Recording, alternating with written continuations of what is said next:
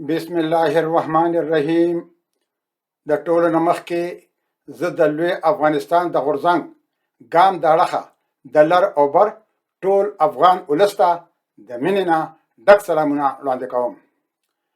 زما د نننۍ بیانیې موضوع ده پاکستان د برطانوي استعمار ناجایز اولاد 18مه برخه. ګرانو وطنوالو، هر کله چې د کشمیر د جنګ نه وروسته د پاکستان او یا سلنه بودیجه به د پاکستان فوج ته تله، نو د پاکستان د اقتصاد په مرې خو د پاکستان فوج سیول ملیټري اسټابلیشمنت او عدلیې چاړه کېښوده او د ولس وینې څښل پیل کړل.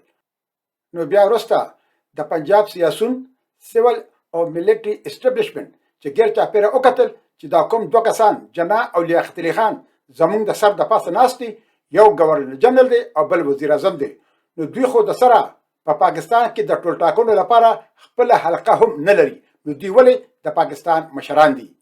نو دوی ته سترګې خړې کړې. نو اولې جناح په بلوچستان کې زیارت ته ولېږلو چې هغلته د علاج هیڅ بندوبست نه و. نو چې کله د جناح نه ځان خلاص کړو، نو بیا د لیاقت علي خان وار و.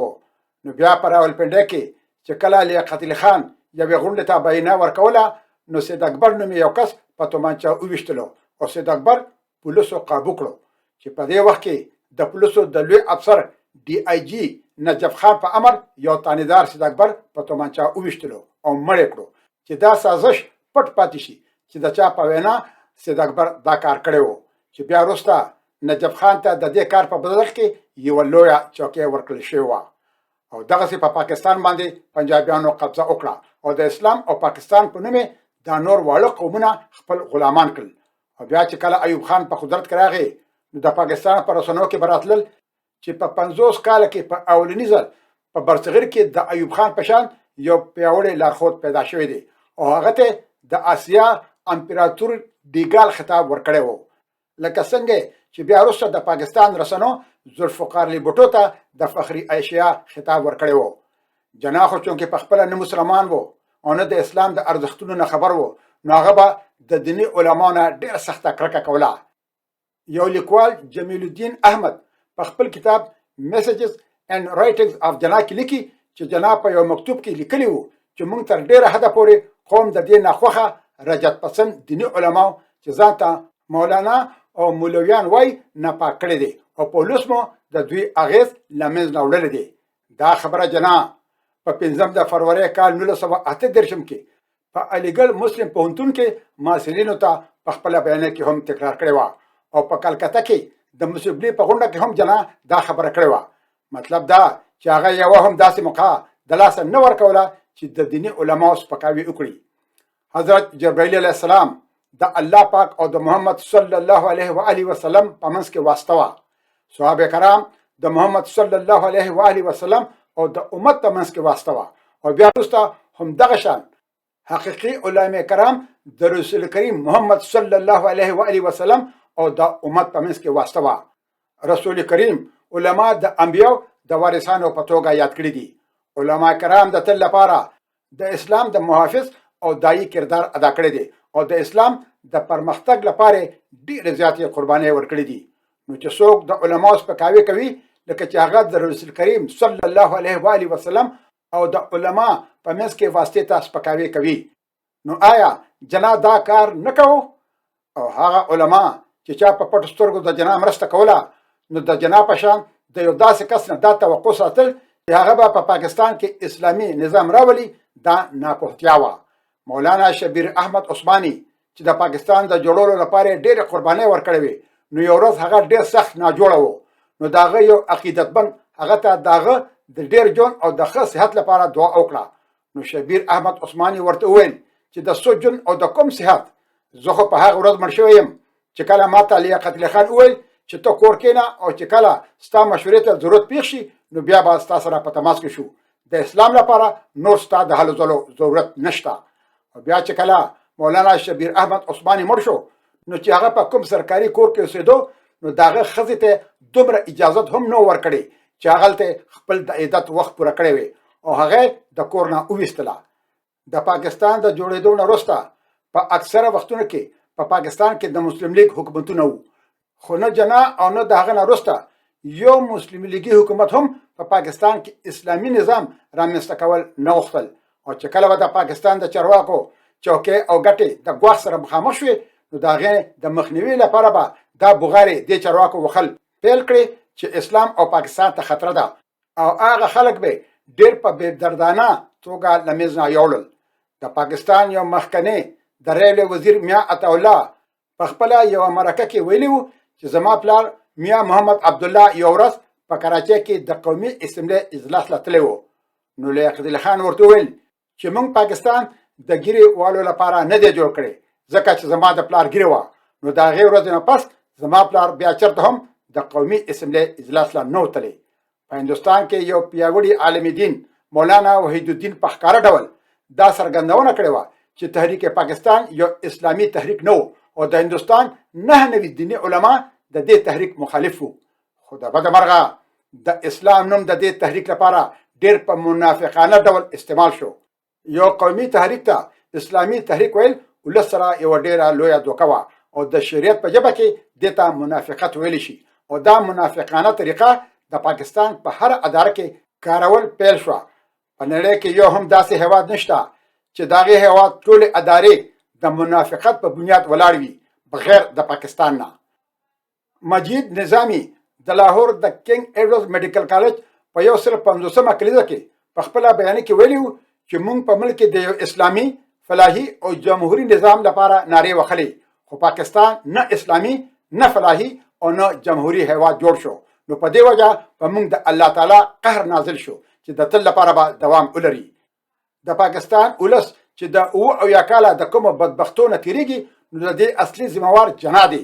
د جناح د ټولو نه لوی جرم دا دی چې د مسلمانان په دروغو او دوکو باندې د خپل وطن هندوستان نه را جدا کړل چې هغوی 1400 کاله په هندوستان کې میشت وو او 1000 کاله په هندوستان حکومت هم کړی وو. هغوی په هندوستان کې اقلیت نه بلکې دویم اکثریت وو. ډېر غیر مسلمانان به په ګڼ شمېر کې مسلمانېدل. امام الهند حضرت شاه ولی الله دهلوي په خپل کتاب تفهیمات الالهیه کې لیکي چې ډېر زر به په هندوستان کې ډېر په ګڼ شمېر کې د هندوستان شرفا اسلام قبول کړي او د تاتاریانو په شان به د دوی په لاس کې د توحید اسلامي بیرغ وي.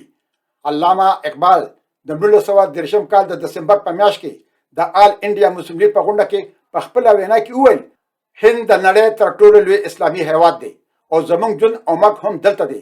هند یوازینی هیواد دی چې د یو ستر اسلامي قدرت نښې پکې څرګندېږي او جناح هغه مسلمانان د پاکستان په نوم د نړۍ په یو کونج کې راګیر کړل چېرته چې مخکې مسلمانان په اکثریت کې وو او جناح خپلې کوټه سکې په دوی د پاسه کېنول او دا ټول هغه خلک وو چې د مسلمانانو غداران او د انګریزانو وفادار او ایجنټان وو او له مسلمانانو سره د خیانت په بدل کې انګریزانو دوی ته جایدادونه او نور ډېر مراعات ورکړي وو.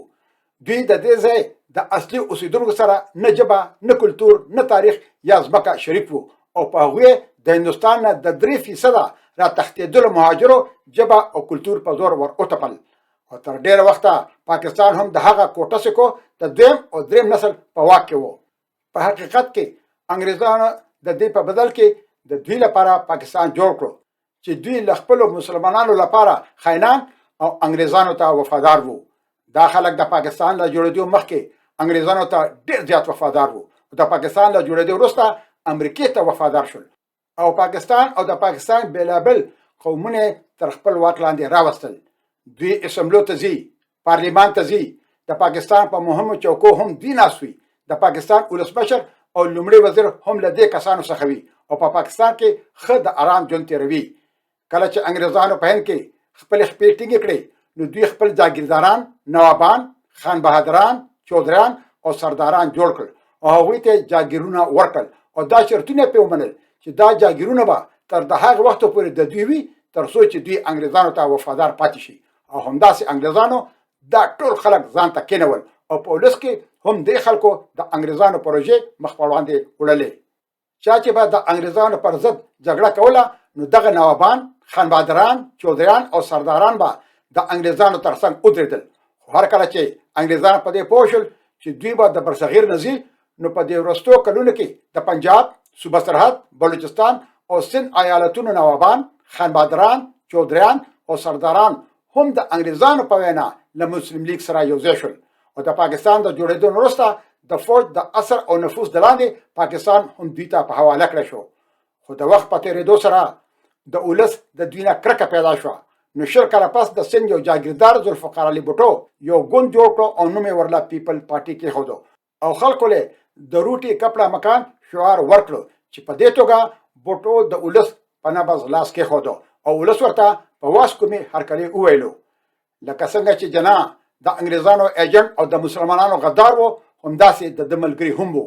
سکندر مرزا د غدار اعظم میر جعفر نوسی وو. فیروز خان نون د انګریزانو جاسوس وو او د هند وایسرای لارډ ویول او د جنا په منځ کې به پیغامونه وړل راوړل. سر ظفر الله خان قادیانی وو چې د برتانیې وایسرای نن لیدکو د شورا غړی وو. که موږ د جنا نږدې ملګرو ته په جوور نظر وګورو نو دوی ټول د انګریزانو جوړ شوي نوابان، خانبادران او سران وو چې هغوی به یوازې د انګریزانو د ګټو لپاره کار کوو. دوی د عامو خلکو سره هیڅ تړاو نه درلود او دا د جنا برکت و چې میرزا اسکندر د جنا تر مرګه وروسته د پاکستان گورنر جنرال او بیا د پاکستان ولسمشر شوی هم وو. د جنا د ملګرو د خیانت په اړه معلومات ترلاسه کول ستونزمن کار نه دی. که تاسو د مسلم لیگ د هر قومي اسمبلی د غړي او وزیر کورونو ته وګورئ نو د دوی مشرانو به د عامو خلکو په وړاندې د انګریزانو سره مرستې کولې. د بیلګې په توګه د 1859 کال د ازادۍ د خپلواکۍ د مبارزینو د لښکر مشر بخت خان یوسفزي ته به دوی بدبخت او کمبخت یوسفزي ویل او په ازادۍ مین کسانو ته به کنځلې کولې. او بدبختي خدا وه چې بیا وروسته د جنا په دوره کې به د انګریزانو جاسوسانو، قام او وطن فروشه مسلم لیګیانو، مولانا ابوالکلام آزاد، مولانا سید حسین احمد مدني، سید عطاالله شاه بخاري، مولانا مفتی کفایت الله دهلوي، مولانا احمد سعید دهلوي، مولانا حبیب الرحمن لودیانوي او داسې نور په وطن مینو کسانو ته غداران ویل. د جنا ټول سیاست د یوې هنګامې پیداوار وو. دا هنګامه په یو دور کې منځته راغله او بیا د هنګامې په ختمېدو سره هر څه له منځ نه لاړل. په 15 د اګست کال 1929 کې هغه مسلمانان چې جنا د پاکستان لپاره استعمال کړي وو په هندوستان کې د هندوانو پر مکرم باندې پرېښودل او جنا ترېنه پاکستان ته راغی. او چې کله په 15 د اګست کال 1929 سهار دا مسلمانان په هندوستان کې د خوب نه راویښ شول نو جنا پاکستان ته تللی وو او دغسې بیا هغوی دا خبرې پیل کړې چې جنا یو قائد نه بلکې یو ډېر لوی خاین انسان وو. بیا چې جنا په ډاکا کې په پلټن میدان کې دا اعلان په انګریزي ژبه کې وکړو چې د ټول پاکستان قومي ژبه به اردو او یوازې اردو وي او هغه په خپله هم اردو ژبه نه ورتله. نو چې بیا بنګالیانو د اردو ژبې او د پاکستان سره کوم عمل وکړو نو هغه د نور په شان روښانه دی. تر دې چې یو پنجابي مسلم لیګي رهنما رانا محمد شاهد په اخبار نوی وخت کې په خپله لیکنه کې لیکلي وو چې ځوان نسل د تحریک پاکستان، جنا او نورو مسلم لیګیانو اړوند لوستلو سره هیڅ دلچسپي نه لري او دا هر څه ورته یوه ډېره ستره دوکه ښکاري. یو ورځ په لاهور کې قائد اعظم یوت کانفرنس و چې د جنا په لاسته راوړنو دوه قومي نظریه او د پاکستان په جوړېدو بحث وشي. نو د پنجاب یو وزیر ډاکټر تنویر الاسلام ځکه په دې کانفرنس کې شرکت نه وکړي چې هغه ته د جنا د تحریک پاکستان د دوه قومي نظریې او د پاکستان د جوړېدو اړوند څه خاص معلومات نه وو. او دغسې په پنجاب کې د مسلم لیګ رهنما احسن اقبال او دستګیر هم د کانفرنس ته نه راغلي حالانکه دوی د مخکې نه بلنې قبول کړې وې. د تحریک پاکستان یو پیاوړی مشر د فاطمه جنا د ټولټاکنو انچارج او د قائد اعظم فاونډیشن چیرمن رضوان احمد په یو مرکه کې وایي چې زه یو بل هیواد ته تللی وم چې هغلته پاکستانیان ډېر په ګڼ شمېر کې وو. ما هغوی ته بیانیه ورکوله نو یو زلمی راپاڅېدو چې د پاکستان جوړول تاسو یوه ډېره لویه اشتباه کړې ده. نو ما ورته وویل چې موږ خو په دې دنیا کې د پاکستان په نوم د جنت یوه ټوټه جوړول غوښتل خو چې د هغې نه د دوزخ ټوټه جوړه شوه نو موږ څه وکړو. نو هغه ځوان ورته وویل چې تاسو پاکستان د دې لپاره نه جوړ کړئ چې د جنت ټوټه ترېنه جوړه شي بلکې تاسو د انګریزانو، د هندوستان او د مسلمانانو د تقسیم پروژې لپاره پاکستان جوړ کړی دی. د پاکستان د جوړېدو نه وروسته به په پاکستان کې د جنا او د اقبال ورځې لمانځل کېدلې خو په مزه مزه ولس د دوی د جنایتکارو نه خبرېدل پیل شول نو د ولس په سترګو کې د دوی اهمیت په کمېدو شو. نو چې بیا به کله د دوی ورځې لمانځل کېدلې نو ولس به پکې ګډون نه کوو. او اوس په ټلویزیونونو هم د دوی اړوند پروګرامونه کم ښودل کېږي ځکه چې ولس پکې څه خاص دلچسپي نه لري. د لیاقت علي خان قبر ته هم هېڅوک نه ورځي چې دعا ورته وکړي. مولانا سید سلیمان ندوي او مولانا شبیر احمد عثماني په کراچۍ کې ځمکې ته سپارل شوي دي، خو څوک ورته هم د دعا لپاره نه ورځي ځکه چې نوی نسل دا ټول کسان اقبال، جناح، لیاقت علي، مولانا سید سلیمان ندوي او مولانا شبیر احمد عثماني وغیره په دې مختورن کوي چې د دوی د لاسه پاکستان جوړ شوی دی چې اوس د دوزخ په ټوټه باندې یادېږي. یو پخوانی مسلم لیګي مشر سعید صدیقي په خپله یو لیکنه کې لیکي چې د پاکستان اوسنی نسل دې حالاتو ته ګوري نو زموږ نه پوښتنه کوي چې تاسو ولې پاکستان جوړ کړی دی؟ آیا دې ته تاسو یو هیواد ویلی شئ چې د دروغو شعارونو په بغارو منځته راغلی دی؟ آخر د څه لپاره؟ د دې لپاره چې د انګریزانو پروژه په دې سیمه کې مخ په وړاندې بوځي. آیا دا د جناح نظریه وه؟ د دې موضوع اړوند زما د بلې ویډیو انتظار وباسئ.